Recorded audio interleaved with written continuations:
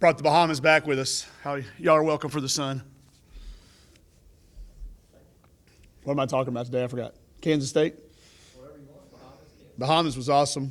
Hopefully y'all got a chance to see some of the videos. Kids were great. Humanitarian effort was great. Sun was great. Games were good. I wouldn't say great all the way through, but great in spots. And now Kansas State and the matchup. How do you deal with their size? Well, their post players just went 17 for 17 from the field, so that's not a concern at all. I don't know that obviously you just scheme and try to keep it from getting to their exact spots. You know, if they're either one of their kids, Williams or Yoki, get it where they want it, there's really not a whole lot we can do except hope they miss, which they don't do very often. I thought, I watched the Pan Am game tryouts real closely because Chelsea was trying out, and I thought Peyton Williams may have been the best player at tryouts. So, and then the freshman's playing really good. Redshirt freshman really grew a lot last year in the off season for them, and it's blossomed into a really nice player. So, like we've done with other people that have big players, we'll try to run them in transition as hard as they are to guard on one end, try to make it as hard as them to guard us on the other end. Yeah, Coach Mitty mentioned to me that, what y'all do off the bounce and from three and getting to the foul line is kind of, hey, we got to do the opposite with our size and try to make you guys uncomfortable that way. Yeah, it's probably a really stark contrast in preparations going on here and up there. So we've got to do what we do well, and I know they're going to try to make us not as good at those three things. So it's going to come down to the team that can probably do the best at doing what they do offensively, and then defensively finding a way to make the other team the most uncomfortable. That's usually what it comes down to in these matchups. So when you've got such a drastic style of play philosophy and difference there. But, I do think that even though those big kids get a lot of the spotlight, you've got a future pro in Chrissy Carr, put around a kid that we saw in this gym last year. Angela Harris was the point guard for Houston last year when we played him in the NIT. So she won't be she'll be ready for the challenge for sure. And then they've got a spot-up shooter that made 5 threes the other night. So they're good on the perimeter. This is another NCAA tournament team from last year. It's 4 out of our last 5, I think, were teams that all went to the NCAA tournament. So big chunk of our schedule right here in a row. This is kind of one of those games where, we've talked about chunking the season together. This will end a little chunk, that 4 tournament teams in 5 games.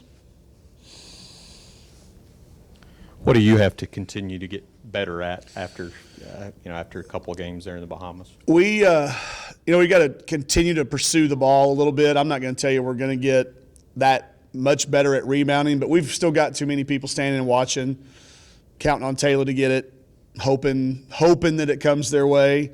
We got to go get it a little bit more. And I'll give Amber Ramirez, she's probably never, ever been singled out for her rebounding effort. So congratulations to Amber, because she made a commitment. She went and got 9 rebounds for us the other night. And the only difference in the win over Wisconsin and the loss to Cal was we got 50% of the loose balls. Cal got 90% of them against us, so we couldn't win. So we've got to try a little harder with just going after it, pursuing it, making it important to go get stops. We've still gone through a little lulls, almost every game shooting it a little bit. So we've got to even those consistencies out. I would tell you that as a team we've been pretty consistent, but individually there's been some ups and downs. So, get back to where we've got 3 threats on the perimeter, 4 threats on the perimeter, and then clean some things up defensive rebounding wise. Other than that, I think stay good at the things we're already good at. Make sure we stay. This is a weird month. We only play 5 games in the entire month of December after playing 8 in a very abbreviated November.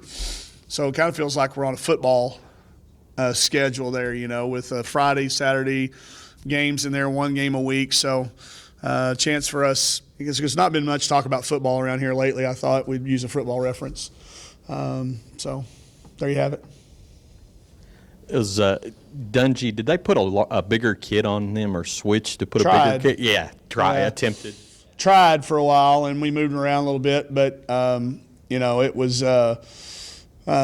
first of all, they didn't have much option because all of their kids were big.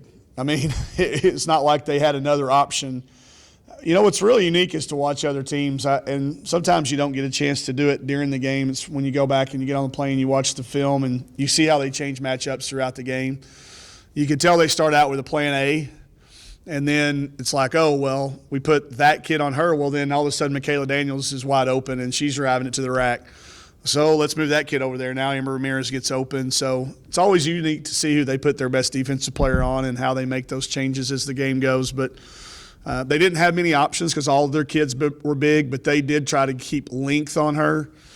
It's going to be a popular thing. If y'all saw Louisville beat Oregon the other night, they put their post player on Ionesco on the point guard, and it worked. So I suspect to see other teams, probably trying some unique matchups like that. But we did the same thing to Wisconsin. We put Chelsea on their 5-player and Taylor on their 4-player because just, kind of some strategy matchup-wise because of the way they played.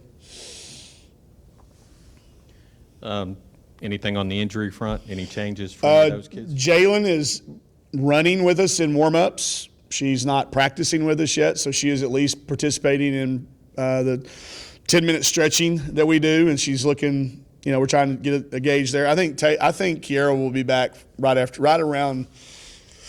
I always hate to put a date on it because that puts an expectation on it, but I think for sure by the time the conference season starts. But in the optimistic side of you, hopes you get her back for a game or two so she can get her legs back under. And we were down there in the Bahamas, and one of the other coaches pointed out that we've got to where we've gotten without 2 kids who started every game last year, hadn't played 1 second yet.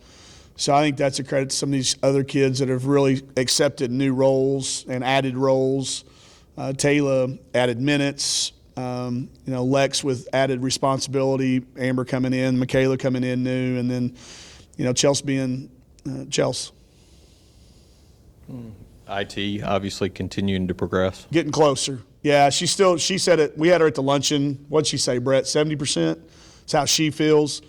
But her explosiveness back. I tell you what I don't think back is just that the lungs under there for playing extended minutes. But she played really quality minutes in Fordham and absolutely destroyed the jet skis.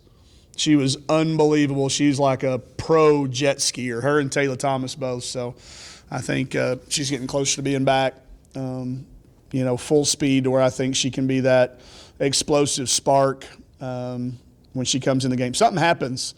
Even right now, when she comes in, something's going to happen. She leads our team in assists, which is hard to do with the minutes that she's playing. And so when she comes in, she's going to make something happen. Hopefully it starts to be all positives, but I think that comes when she gets her confidence and her legs back under her. And then Destiny is the other one that I didn't mention.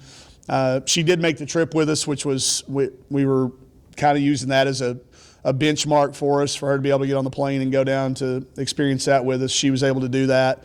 I think we're still looking at first of the year with her.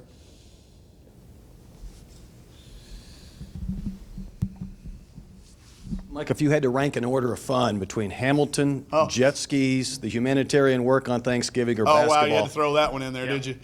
Well, as far as fun, Hamilton, of course, I'm a Hamilton, and getting to take the kids to see that in San Francisco was unbelievably cool.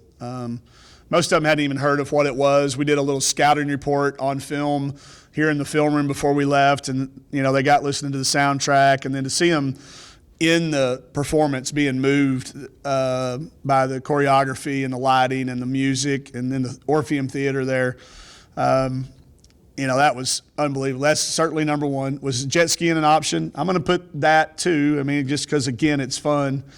The humanitarian effort was anything but fun, but it was probably the most important thing we did on all of it, because we did it on Thanksgiving Day,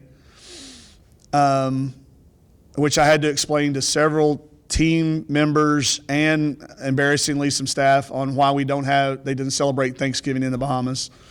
But that was a good experience too. I think they all needed to know that that's not a holiday in other places, but it was good for all of us. But to be in a 40,000 square foot warehouse that was dark without power still, with just box after box after box of donations that had been sent in relief efforts for Dorian, and working side by side with evacuees of the hurricane from the Abaco Islands. They were there in Nassau volunteering. That's how they make their way right now. They work as volunteers there, and then this Knowles Foundation feeds and houses them in efforts for their work. But we unpacked, I don't even know how many boxes we unpacked and put on shelves.